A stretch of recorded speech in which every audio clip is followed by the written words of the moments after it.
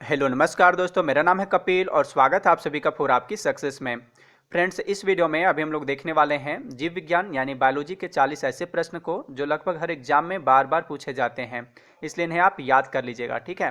और देखिए, आपके रिवीजन के लिए मैं इस वीडियो का फ्री पीडीएफ फाइल प्रोवाइड कर रहा हूँ, जिसका लिंक इस वीडियो के डिस्क्रिप्शन बॉक्स में दिया हुआ है। आप वहाँ से इसे डाउनलोड कर लीजिएगा और आप मुझे कमेंट करके ये चीज़ जरूर बताइएगा कि इन 40 प्रश्न में आप कितना सही किए हैं। ओके, तो चलिए अब क्वेश्चन की ओर बढ़ते हैं। और पहला क्वेश्चन है, लाल रक्त कणिकाओं यानी आरबीसीज का निर्माण कहाँ पर होता है? तो देखिए, आरबीसीज का निर्माण जो होता है यह होता है हमारे शरीर की बड़ी हड्डियों की अस्थिमज्जा में। तो इसका राइट आंसर होगा ऑप्शन नंबर सी, अस्थिमज्जा। ठीक है, बोन मैरो में। और अगर आपसे क्वेश्चन पूछ लिया जाए कि भ्रूण अवस्था में इसका निर्माण कहाँ पर होता है, तो भ्रूण अवस्था में इसका निर्माण होता है यकृत और प्लीहा में। ठीक है, इन दोनों जगह पर होता है। आरबीसी की मृत्यु कहाँ पर होती है? तो इसकी मृत्यु होती है प्लीहा में, जिसे तिल्ली बोलते हैं या इंग्लिश में स्प्लीन कहते हैं। इसलिए प्लीहा को आरबीसी का कब्रिस्तान भी कहा जाता है। क्वेश्चन पूछा जाता है कि आरबीसी का कब्रिस्तान किसे कहा जाता है, तो यह बोला जाता है प्लीहा को। ठीक है, स्प्लीन को। अगला प्रश्न है, मनुष्य का सामान्य रक्तचाप कितना होता है? मनुष्य का रक्तचाप यानी ब्लड प्रेशर नॉर्मली जो होता है वह होता है 120/80 मिलीमीटर मरकरी। ओके, तो इसका राइट आंसर हो जाएगा ऑप्शन नंबर बी। और देखिए, रक्तचाप की दो मापें प्रयोग में आती है। ऊपरी माप यानी कि 120 मिलीमीटर को बोला जाता है सिस्टोलिक रक्तचाप, और निचली माप यानी 80 मिलीमीटर वाला को बोला जाता है डायस्टोलिक रक्तचाप। ठीक है। रक्तचाप यानी ब्लड प्रेशर किससे मापा जाता है? तो वह मापा जाता है स्फिग्मो मैनोमीटर से। ओके, स्फिग्मो मैनोमीटर से। क्वेश्चन नंबर 3, मानव में कुल कितनी हड्डियां होती है? तो देखिए, वयस्क मनुष्य में कुल हड्डियों की संख्या कितनी होती है? 206 होती है। राइट आंसर हो जाएगा ऑप्शन नंबर बी। और नवजात शिशुओं में हड्डियों की संख्या लगभग कितनी होती है? तो 270 से 300 के बीच होती है। 270 से 300 के बीच, जो कि वयस्क होने पर कितनी हो जाती है? 206 हो जाती है, क्योंकि बाद में ये धीरे धीरे आपस में जुड़ते जाती है, इसलिए ऐसा होता है। क्वेश्चन नंबर 4, मानव शरीर में कुल कितनी मांसपेशियां पाई जाती है? तो मानव शरीर में कुल मांसपेशियां पाई जाती है 639। Right answer option number C. Question number 5, मनुष्य के शरीर में पसलियों के कितने जोड़े होते हैं? देखिए, मनुष्य के शरीर में कुल पसलियों की संख्या कितना होता है? 24। ठीक है, यहाँ पे पूछा जा रहा है जोड़ा, तो कितने जोड़े हो जाएंगे? ऑप्शन नंबर ए 12 जोड़े। ठीक है। क्वेश्चन नंबर 6, मानव में कितने दांत अस्थायी होते हैं? तो मानव में 20 दांत जो होते हैं वह अस्थायी होते हैं, इसलिए इसका आंसर होगा ऑप्शन नंबर ए। ठीक है। या कह सकते हैं कि मनुष्य के जीवन काल में 20 दांत 2 बार विकसित होते हैं। हम लोग कहते हैं ना दूध का दांत, तो यही होते हैं जो एक बार बचपन में टूटते हैं और फिर से ये आते हैं। ओके। अगला प्रश्न है, कर्ण अस्थियों की कुल संख्या कितनी है? तो कर्ण अस्थियों की कुल संख्या जो है वह है 6। राइट आंसर होगा ऑप्शन नंबर सी। देखिए, हमारे कान में 3 प्रकार की हड्डियां होती है, वह कौन कौन है? मैलियस, इनकस और स्टेप्स। ठीक है। जब 3 हड्डियां हमारे एक कान में होती है तो हमारे कितने कान हैं? 2 कान हैं, तो कुल हड्डियों की संख्या कितनी हो जाएगी? 6। इसलिए इस प्रश्न का राइट आंसर था ऑप्शन नंबर सी। और यह जो स्टेप्स है, ठीक है, स्टेप्स है, यह मानव शरीर की सबसे छोटी हड्डी है। क्वेश्चन पूछा जाता है कि मानव शरीर की सबसे छोटी हड्डी कौन सी है, तो वह है स्टेप्स है। और सबसे बड़ी हड्डी कौन सी है? तो वह है जांघ की हड्डी, फीमर। क्वेश्चन नंबर 8, इंसुलिन में कौन सा धातु उपस्थित होता है? तो इंसुलिन में जस्ता उपस्थित होता है। इसका राइट आंसर हो जाएगा option number B. Question number 9, insulin कहाँ से स्रावित होता है? देखिए, बहुत ही इंपॉर्टेंट क्वेश्चन है यह। इंसुलिन जो है यह स्रावित होता है अग्नाशय से। इसका राइट आंसर हो जाएगा ऑप्शन नंबर डी, अग्नाशय, जिसे इंग्लिश में बोलते हैं पैंक्रियाज। अग्नाशय का एक भाग होता है लैंगरहैंस। ठीक है, तो इसी लैंगरहैंस के बीटा कोशिका द्वारा यह इंसुलिन यानी कि इंसुलिन स्रावित होता है। कभी कभी एग्जाम में थोड़ा और गहराई से पूछ लिया जाता है कि किस कोशिका से इंसुलिन स्रावित होता है। ऑप्शन में रहेगा अल्फा कोशिका, बीटा कोशिका, डेल्टा कोशिका। तो इसका सही उत्तर क्या हो जाएगा? बीटा कोशिका। ठीक है। अगर हमारे शरीर में इंसुलिन कम मात्रा में स्रावित होता है तो हमें कौन सा रोग हो जाता है? मधुमेह हो जाता है, डायबिटीज हो जाता है। ठीक है, इंसुलिन की कमी से ही डायबिटीज होता है। क्वेश्चन नंबर 10, इंसुलिन की खोज किसने की थी? देखिए, यह भी क्वेश्चन कई बार एग्जाम में पूछा जा चुका है कि इंसुलिन की खोज किसने की थी, तो यह किया था बेंटिंग व बेस्ट ने। इसका राइट आंसर होगा option number B. Question number 11, रक्त जमने में किस तत्व की मुख्य भूमिका होती है? तो रक्त जमने में कैल्शियम की मुख्य भूमिका होती है। इसका राइट आंसर होगा ऑप्शन नंबर ए, कैल्शियम। ठीक है। देखिए, इस क्वेश्चन में तत्व यानी एलिमेंट के बारे में पूछा गया है, लेकिन अगर यही क्वेश्चन इस टाइप से रहता कि रक्त को जमाने में कौन सा प्रोटीन उपयोग में आता है, यहाँ पे तत्व के जगह पर प्रोटीन रहता, यानी किस प्रोटीन की मदद से ब्लड है सो जमता है, ठीक है, या कौन सा प्रोटीन उपयोग में आता है, तो हमारे बॉडी में रक्त को जमाने में फाइब्रिनोजेन नामक प्रोटीन सहायता करता है या उपयोग में आता है। ठीक है, कौन सा प्रोटीन? फाइब्रिनोजेन नामक प्रोटीन। क्वेश्चन नंबर 12, मानव शरीर के भीतर खून निम्न की उपस्थिति के कारण नहीं जमता है। तो हमारे शरीर के अंदर हिपैरिन नामक पदार्थ होता है, ठीक है, उपस्थित होता है, जो कि खून को जमने नहीं देता है। तो इसका राइट आंसर होगा ऑप्शन नंबर बी, हिपैरिन। ठीक है, और यह कहाँ से उत्पादित होता है? तो इसका उत्पादन होता है यकृत द्वारा। और यह जो फाइब्रिनोजेन है, ठीक है, फाइब्रिनोजेन नामक प्रोटीन जो कि ब्लड को जमाने में सहायता करता है, यह भी यकृत के द्वारा ही निकलता है।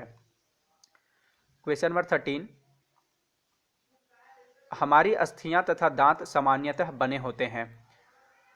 तो देखिए, ये तो पहले से शायद आपको पता होगा कि हमारे दांत जो हैं, दांत तथा हड्डियां कैल्शियम और फास्फोरस के बने होते हैं। लेकिन इस क्वेश्चन में आपसे एग्जैक्ट आंसर पूछा गया है और इसका आंसर क्या होगा? Tri calcium phosphate. ठीक है, इसी के बने होते हैं हमारे दांत और अस्थियां। इसका राइट आंसर होगा ऑप्शन नंबर ए।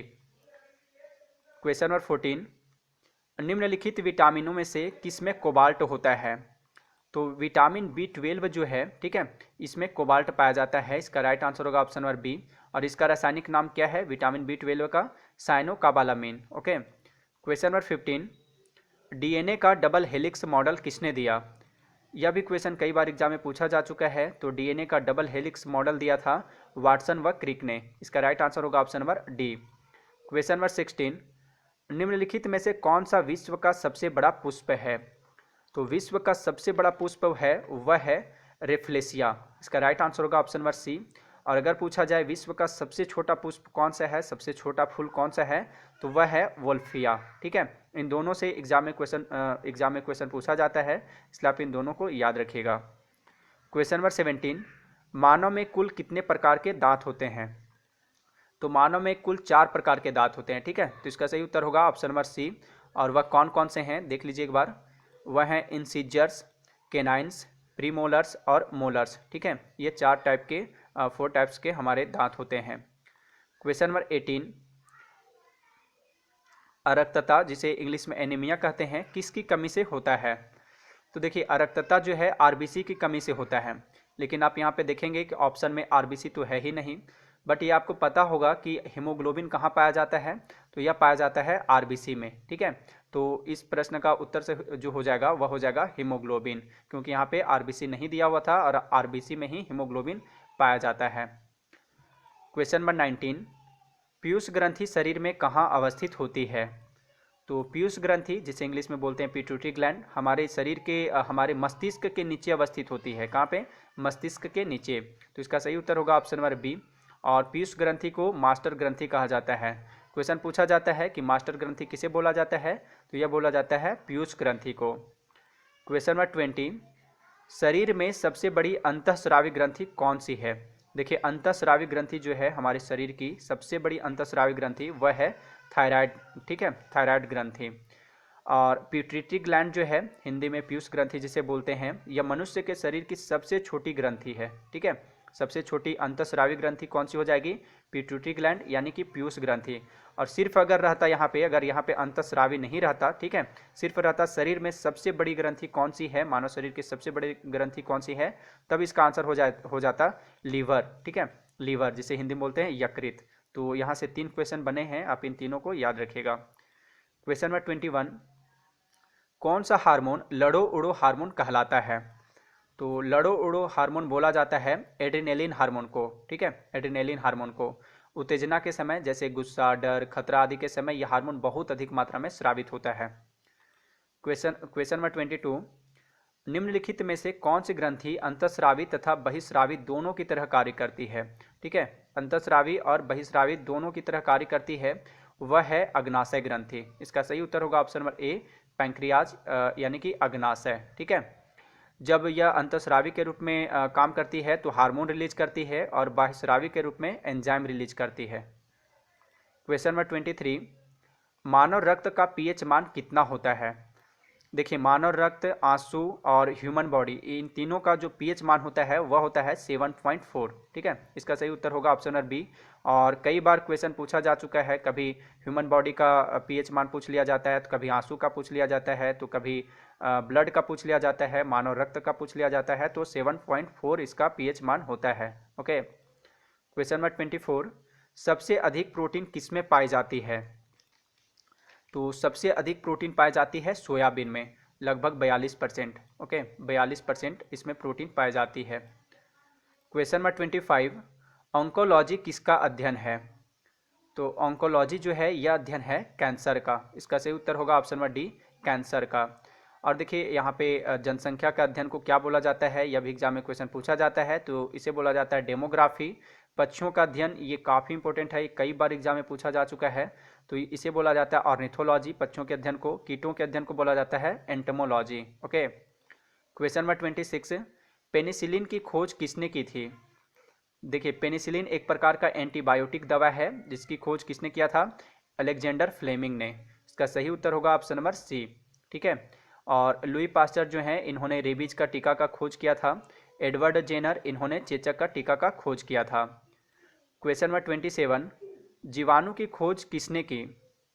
जीवाणु यानी कि बैक्टीरिया की खोज किसने की थी? ल्यूवेन हॉक ने की थी। इसका सही उत्तर होगा ऑप्शन नंबर डी। और अगर देखिए, अगर क्वेश्चन यह भी पूछा जा सकता है कि विषाणु की खोज किसने की थी, तो विषाणु की खोज यानी वायरस की खोज की थी इवानोवस्की ने। ओके, क्वेश्चन नंबर 28, मानव हृदय में कक्षों की संख्या है? तो देखिए मानव हृदय में कितने चैम्बर्स होते हैं? तो 4 चैम्बर्स होते हैं, 4 कक्ष होते हैं। इसका सही जवाब है ऑप्शन नंबर ए।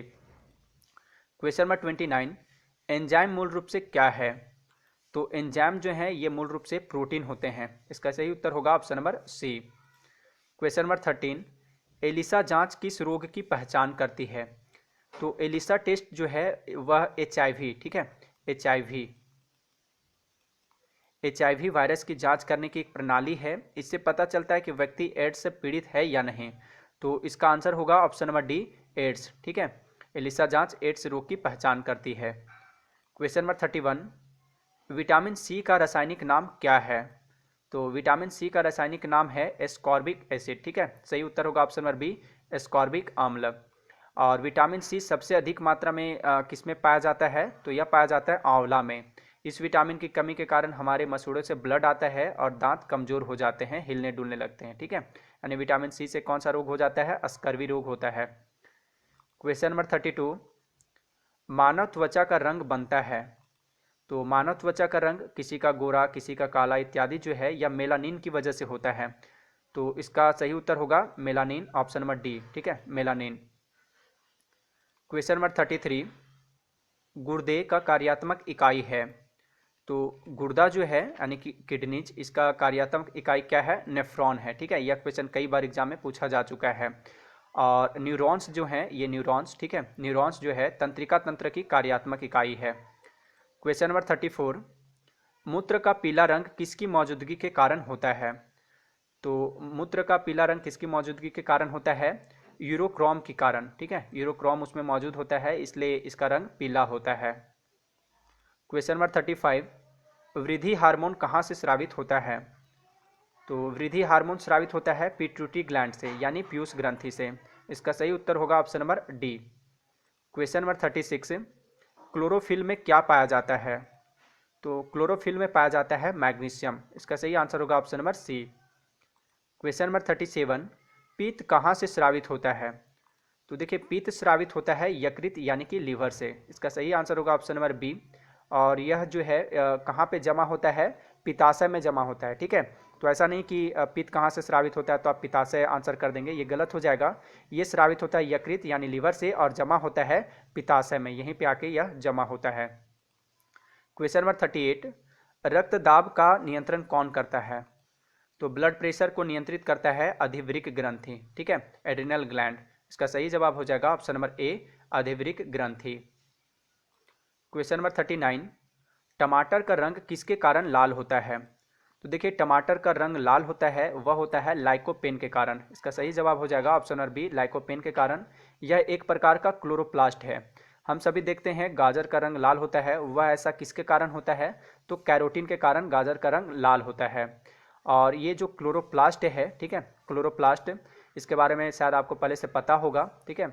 यह जो है हरा रंग का होता है क्योंकि इसके अंदर हरे रंग का पदार्थ पाया जाता है जिसे क्लोरोफिल कहते हैं। इसी की सहायता से पौधा प्रकाश संश्लेषण करता है और भोजन बनता है, इसलिए क्लोरोप्लास्ट को पादप कोशिका की रसोई घर कहते हैं, ठीक है। अगला प्रश्न है और इस वीडियो का लास्ट क्वेश्चन है यह, कोशिका का बिजली घर, पावर हाउस ऑफ सेल किसको कहा जाता है? देखिए, कोशिका का बिजली घर किसे बोला जाता है? माइटोकॉन्ड्रिया को कहा जाता है। लाइसोसोम जो है इसे आत्मघाती थैली बोला जाता है, तो आप इसे भी याद रखिएगा। क्वेश्चन पूछा जाता है कि आत्मघाती थैली किसे कहा जाता है, तो लाइसोसोम को कहा जाता है। और अंत में आपसे एक क्वेश्चन है जो कि एग्जाम में कई बार पूछा जा चुका है और अभी भी पूछा जाता है कि प्रोटीन की फैक्ट्री किसे कहा जाता है? राइबोसोम को, लाइसोसोम को, केंद्रक को, माइटोकॉन्ड्रिया को? इसका सही जवाब आप कमेंट बॉक्स में कमेंट करके जरूर बताइएगा। और अगर यह वीडियो अच्छा लगा हो तो लाइक तथा शेयर जरूर कर दीजिएगा, ठीक है। वीडियो देखने के लिए धन्यवाद।